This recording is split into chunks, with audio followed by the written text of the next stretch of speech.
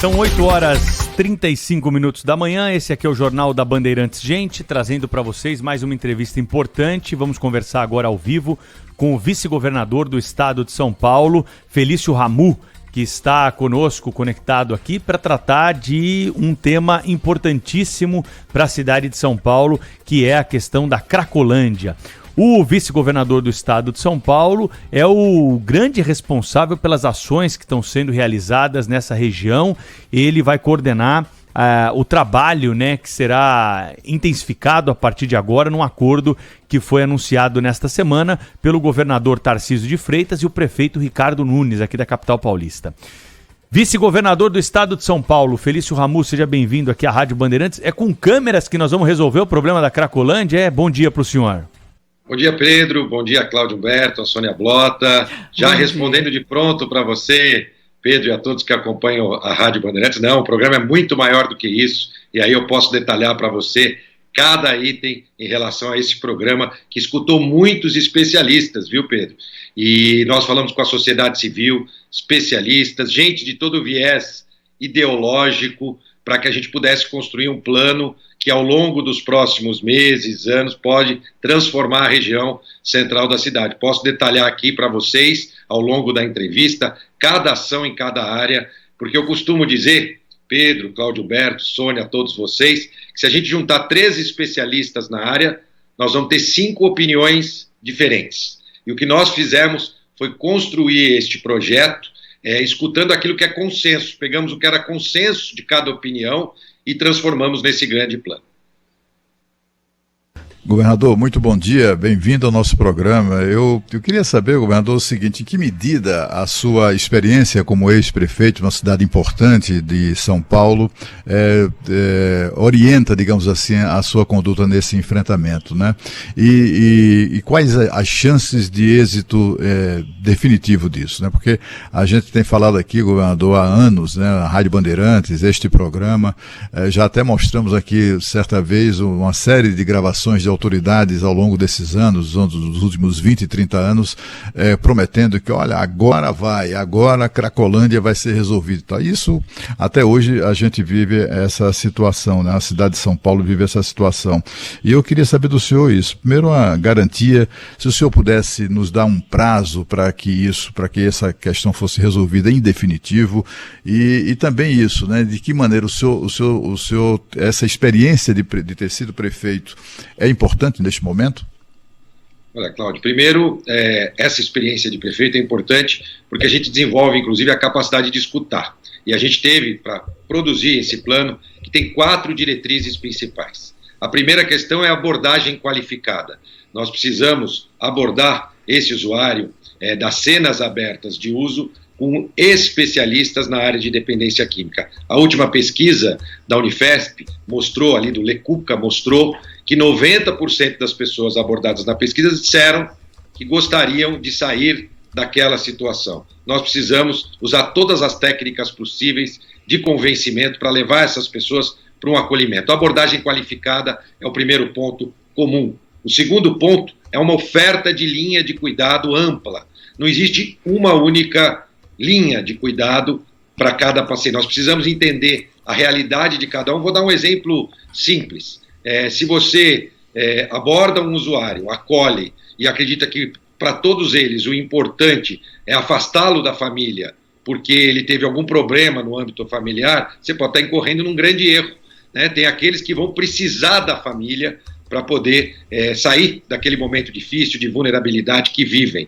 Então a gente precisa ter uma linha de cuidados que vai dos atendimentos ambulatoriais nos CAPs, dos grupos de mútua ajuda, que tem um grande papel, dos próprios coletivos, também de tratamento através das comunidades terapêuticas, aqueles que estão em crise mais grave, uma desintoxicação. Nós precisamos ter a capacidade de oferecer a maior linha de cuidado possível. Terceiro ponto é a integração entre os equipamentos públicos e entre as equipes. Primeiro, dentro do próprio Estado, né, o trabalho é desconectado. Nós estamos agora conectando todos esses serviços. E depois ainda juntando com os serviços da Prefeitura, que também estão passando por essa conexão. E eu estou falando de serviços quando eu falo da saúde, do social, da relação de trabalho na porta de saída, na habitação. Então esse é o terceiro ponto. E por fim, um cadastro que tem como objetivo atualizar o cadastro único para aquelas pessoas que hoje frequentam as cenas de uso dentro da região central da cidade. A outra questão muito peculiar dessa ação é que, primeiro, nós não vamos sair dizendo do dia para a noite, quebrando uma placa e dizendo acabamos com a Cracolândia. É um trabalho contínuo, não existe bala de prata, não existe solução mágica. Isso está muito claro para o governador Tarcísio, muito claro para o prefeito Ricardo Nunes, mas muita gente tem feito coisa muito boa ali naquela região, mas é como se cada um estivesse remando para uma direção diferente. Agora é a hora de colocar todos no mesmo barco, deixar as vaidades de lado, colocar todos no mesmo barco, para que a gente possa remar todos na mesma direção. Isso, por si só, eu não tenho dúvida nenhuma, Cláudio Humberto, Pedro, Sônia, que terá um resultado muito melhor. E aí eu posso detalhar para vocês cada ação já anunciada, né, para que a gente possa, inclusive, se comprometer com prazos em relação às ações. Não, Cláudio Humberto, apesar de eu ter sido muito questionado pela imprensa, então quando termina, quando acaba, nós vamos fazer todo o esforço para poder minimizar essa situação o mais rápido possível, mas do jeito certo, que requer a calma necessária para que a gente implemente todas essas ações que nós colocamos, feitas com muito cuidado, podendo proporcionar um melhor serviço em todas as áreas e, ao mesmo tempo, devolvendo para a população da cidade de São Paulo, a região central, para o comerciante, para aquele que quer fazer um turismo na região central, conhecer as áreas históricas. O nosso foco é nas pessoas em vulnerabilidade e, fazendo isso, a gente vai poder oferecer para todos o centro de volta. Vice-governador, Sônia Blota aqui, um prazer estar conversando com o senhor aqui no Jornal Gente da Rádio Bandeirantes. E, como o senhor disse, né, são ações integradas que vão demandar um tempo e que estão sendo coordenadas aí, um desenho, uma força-tarefa, vamos dizer assim. Agora, na questão da segurança, do combate ao tráfico, para que o tráfico não chegue nessa região, qual seria o plano? Sônia, primeiro, a segurança envolve muitas áreas, e sem dúvida nenhuma o combate ao tráfico é fundamental. A nossa Polícia Civil, nosso delegado seccional Jair, está junto com a sua equipe, também com a delegada Ana da Inteligência, cuidando dos próximos passos, das ações voltadas ao combate ao tráfico, não só na região central, porque às vezes ele é alimentado por outras regiões para que o tráfico possa ali ser motivado, mas também a Polícia Militar envolvida em ações pontuais, além da implantação, sim, das câmeras, 500 câmeras, e a atividade delegada com a coordenação da Prefeitura. São 500 homens, a garantia de pelo menos 500 homens e mulheres da Polícia Militar na região central. Então, são várias ações na área de segurança. E, por fim, uma ação que pouco tem se comentado, mas talvez na área de segurança seja mais inovadora, que é o registro da ocorrência para fins judiciais. Os policiais militares vão poder abordar alguém, por exemplo, consumindo drogas e podem fazer o registro dessa ocorrência sem precisar transportar essa pessoa até uma delegacia. Então, inicialmente na região central da cidade, será feito esse teste pela Polícia Militar para que a gente possa, então, ao longo dos próximos dias e meses, vendo a diferença, não só na eficiência e eficácia da Polícia Militar, que vai poder ter uma atuação com muito mais dinamismo, mas também na diminuição, eventualmente, daquelas pessoas, por exemplo, que estão naquela região central da cidade e, por exemplo, tem uma progressão de pena. Estão lá no regime semiaberto, onde ele tem, inclusive, regras para cumprir, e essa abordagem do policial pode levá-lo, inclusive, ao regime fechado de novo. Surge, então, a ideia da justiça terapêutica, que depois eu posso detalhar um pouquinho mais para vocês. Então, são várias ações, e a Polícia Civil tem uma grande equipe de inteligência, e vocês vão acompanhar, podem ter certeza, muitas ações voltadas ao combate ao tráfico na região central. Vice-governador, deixa eu te perguntar uma coisa, que deve estar na cabeça aí de quem vive o centro, quem passou já, e quando a gente fala de Cracolândia, eu tenho certeza que a imagem que forma na maioria da cabeça dos ouvintes é daquele viciado extremo, aquele que mal consegue determinar as suas atitudes. Ele perambula, cai, levanta, rouba, furta para sustentar o seu vício, faz qualquer coisa e fica por ali, é como um zumbi no centro da cidade de São Paulo. A internação compulsória é defendida por especialistas renomados para esse tipo de situação. Não tem como conversar com essa pessoa. Ela primeiro precisa se desintoxicar para voltar à consciência e conseguir entender o que é um tratamento. O governo do estado de São Paulo vai adotar o modelo da internação compulsória para esses casos? Pedro, nenhuma linha de cuidado está descartada. Eu falei, nós vamos ofertar todas as linhas de cuidado. Para quem conhece com mais profundidade a internação compulsória, sabe do processo que ela tem que seguir. Autorização do Ministério Público, autorização da Defensoria, laudo médico, mas todas as hipóteses serão levadas em consideração. Por isso que nesse hub, e aí vem a ação na área social e de saúde, onde nós vamos criar na Rua Prates, ressignificando o espaço que hoje se chama de Cratode, um grande hub de acolhimento. E o que é um hub? É um lugar onde você pode concentrar, é a porta de entrada, com especialistas, equipe clínica, para poder oferecer essas linhas de cuidado para o cidadão que está numa situação como essa, em extrema vulnerabilidade, fazendo com que ele possa ser encaminhado para os vários tipos de tratamento. Esse hub também vai ter espaços para os grupos de mútua ajuda, para os coletivos, para as igrejas, para todos aqueles que já realizam um trabalho e poderão fazê-lo num único local, sempre ofertando várias linhas de cuidado para esse usuário. Então, nenhuma hipótese está descartada, mas nós acreditamos, vou repetir a pesquisa que eu falei um pouquinho antes, onde você tem 90% das pessoas que declaram que gostariam de sair daquela situação. Então nós vamos insistir nesse trabalho do convencimento, que é muito importante, com equipes preparadas para isso. Até o final de fevereiro, e aí já falando de prazos, nós vamos ter o hub de cuidados em álcool e droga funcionando, com 100 especialistas, veículos. Aliás, muito se comentou dessa questão, porque não existe aquela Cracolândia que todos nós conhecíamos hoje, estão espalhadas em 8 pontos, de 6 a 8 pontos na região central da cidade.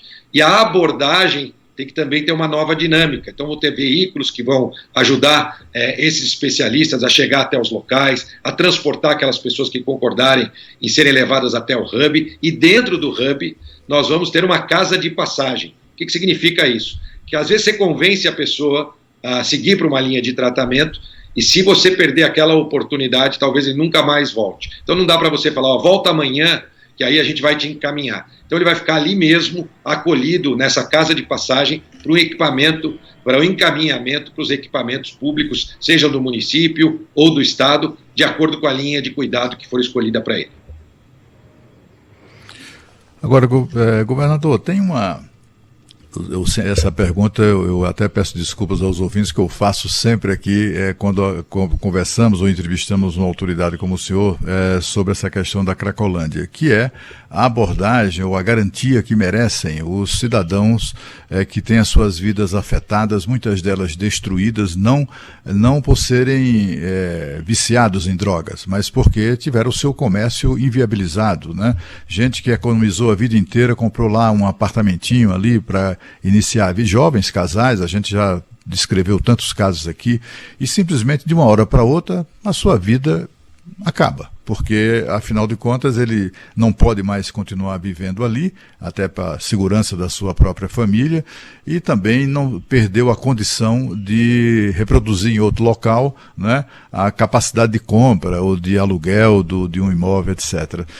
Isso acontece com os cidadãos, as famílias, acontece também com o comércio, né? E a gente está sempre aqui, como é que a gente faz com esses mulambos aí, né? São gente que fizeram opção de vida pela droga, acabaram absolutamente dependentes delas, né? Quer dizer, merecem, é claro, ali uma abordagem do Estado, etc. e tal, mas a prioridade, governador, iniciativas dessa natureza, não deveria ser aquele cidadão que paga impostos, cidadão decente, que não é drogado, que precisa retomar ou garantir, né? Ele precisa ter a garantia do Estado de que ele vai sair de casa sem ser incomodado e vai ao trabalho, vai levar os filhos à escola, volta para casa, vai ter o seu comércio funcionando sem o risco de arrastões, como são frequentes na Cracolândia ou nas áreas de Cracolândia. Eu queria saber do senhor isso, se há um olhar para aquele cidadão que tem a vida muito afetada e às vezes até destruída pelas Cracolândias. Cláudio, você me perguntou sobre a minha experiência como prefeito, em que ela poderia ajudar. E tem uma segunda experiência. A minha vida inteira eu fui comerciante, barriga no balcão, né? A minha vida eu consegui, ao longo dos anos, cuidando do meu comércio, constituir minha família, comecei pequenininho e aos poucos a gente foi conseguindo consolidar a nossa vida de comerciante. Então eu entendo muito bem o que os comerciantes têm passado ao longo de todos esses anos. Agora, também preciso discordar um pouquinho de você quando você fala da opção, né? A gente tem que olhar também, é uma doença que precisa ser tratada, cabe ao Estado também oferecer todas as opções necessárias para que a gente possa cuidar dessas pessoas em situação de vulnerabilidade. Vale lembrar também que nós temos a questão da população em situação de rua. Aliás, esse é um fenômeno mundial. A Sônia, eu recentemente tive a oportunidade também de estar em Paris, e a gente viu ali nos últimos anos a quantidade de pessoas em situação de rua. Então é um problema muito sério, mundial, mas que o poder público, o governo do Estado, né, o município, o prefeito, o governador Tarcísio de Freitas, o prefeito Ricardo Nunes, estão empenhados politicamente e orçamentário também, na questão orçamentária. Várias ações que nós implantamos, o governador Tarcísio me disse: Felício, aquilo que for necessário fazer para que a gente possa devolver o centro para os comerciantes, para as pessoas, e tratar essas pessoas nessa situação de vulnerabilidade, pode ter certeza que o Estado não vai deixar de ajudar. O município tem um papel fundamental, é importante a gente dizer, né? A missão do município na zeladoria, na iluminação, em parte também da Guarda Civil Municipal com os próprios públicos, os equipamentos do município, e eu fui visitar os equipamentos municipais. Então eu conheço vários equipamentos. Eu fui num hotel social, por exemplo, onde nós temos ali centenas de pessoas nos hotéis sociais, e nós queremos dar uma porta de saída para essas pessoas, onde ela vai poder ter o aluguel social, onde ele vai poder alugar por até R$ 1.200, dividido entre Estado e município, um imóvel para aquela pessoa que já está no ponto de ter uma independência e agora precisa de uma moradia para, inclusive, sair do hotel social e abrir lugar para outras pessoas em situação de rua que podem ocupá-lo. Fui visitar um SEAT 3 da Prefeitura, um equipamento público também de alta qualidade, conversei com várias pessoas que passaram por todos esses desafios ao longo da vida e já estão também na fase de dar um próximo passo. As vilas reencontros que foram construídas pelo prefeito Ricardo Nunes em módulos de 18 metros quadrados, conversei com muitas famílias, uma delas até me abordou ali, disse que o sonho de fato agora é dar o próximo passo e ter uma casinha para ela. A Vila Reencontro é uma casa também provisória, que preferencialmente é oferecida para as famílias, além dos SEATs. Então são vários equipamentos públicos, muita coisa que tem sido feita. Agora, pode ter certeza, essa união de esforços, essa integração de sistemas e da jornada do paciente, desse usuário, aí o investimento em segurança pública, serão as 500 primeiras câmeras com inteligência na cidade de São Paulo, controladas num centro, aquele centro que foi construído para a Copa. São muitas ações transversais em várias áreas e não tenha dúvida, ela vai ter atenção naquela pessoa em vulnerabilidade para que ela possa ter um tratamento e a consequência disso vai ser o centro transformado. E também investimentos de urbanização, de infraestrutura, mas que devem seguir esta sequência. Anunciamos 600 novas unidades habitacionais para construção imediata, que fazem parte de uma PPP que já existe, está sendo feito um aditamento da PPP, ou seja, a construtora já está escolhida, o terreno já está disponível e as obras começam de forma imediata. Várias ações, isso de fato nunca aconteceu.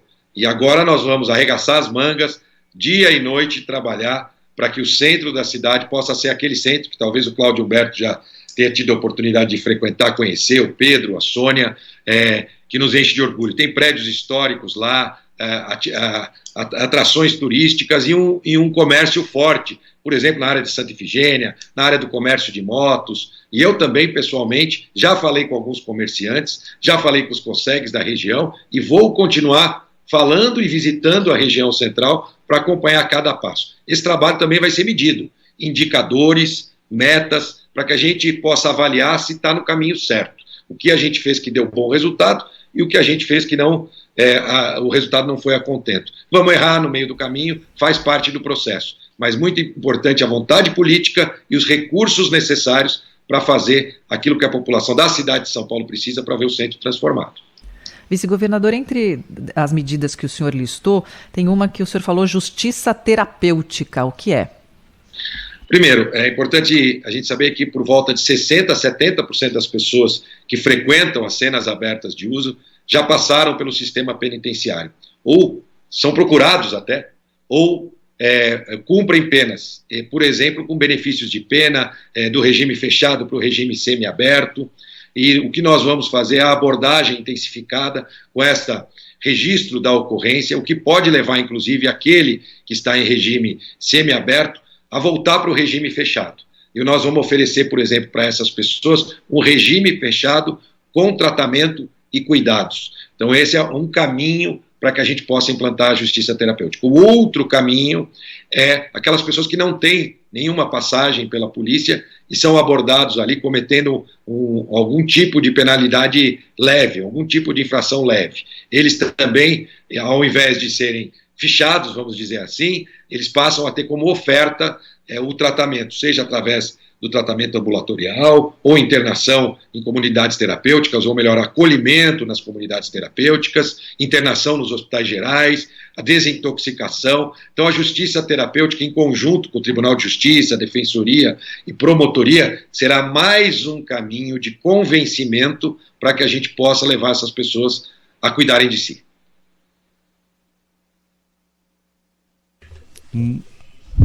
Muito bem. Conversamos aqui na Rádio Bandeirantes com o vice-governador do estado de São Paulo, Felício Ramute, sobre a questão da Cracolândia. Fala, Cláudio. Governador, eu gostaria de fazer uma pergunta fora do assunto Cracolândia, exatamente sobre o governo do estado de São Paulo, essa sua experiência como vice-governador agora, ali junto do governador Tarcísio de Freitas, e eu gostaria de saber, nessas primeiras semanas de governo, eu queria que o senhor falasse um pouco sobre as iniciativas, os sinais, ou não, ou a falta deles, né, de uma convivência minimamente produtiva entre o governo de São Paulo e o governo federal entregue ao PT. Poder contar e compartilhar com vocês um pouquinho do que é e o que será o governo Tarcísio. É um governo de mudança e não de ruptura dentro do estado de São Paulo. Tarcísio, para quem já teve a oportunidade de conhecer e ver os serviços realizados como ministro, sabe que é uma pessoa que tira ideias do papel, transforma em realidade e criou um time motivado para isso. Além disso, é uma pessoa de diálogo. Ao longo da campanha, a gente pôde perceber isso. Quem teve a oportunidade de acompanhá-lo nas entrevistas, uma pessoa ponderada e que sempre vai olhar em primeiro lugar para a capacidade da gente poder dialogar com quem quer que seja. O governo federal não é diferente, mas vai ficar claro, acho que para a população do estado de São Paulo e do Brasil, as linhas de atuação que o governo Tarcísio tem, por exemplo, em relação ao mercado, né? Nós queremos estar cada vez mais próximo do mercado, em relação às concessões, privatizações e PPPs. Aliás, o governador também me incumbiu ser o presidente do Conselho de Desestatização, né, uma grande missão ao lado dos secretários da Natália, do próprio secretário de Educação, que tem também PPPs previstas, e do nosso Rafael Benini, que é um expert, um especialista, que foi quem fez a concessão da Dutra no ano passado, a maior concessão do mundo de uma rodovia no ano passado, e com êxito.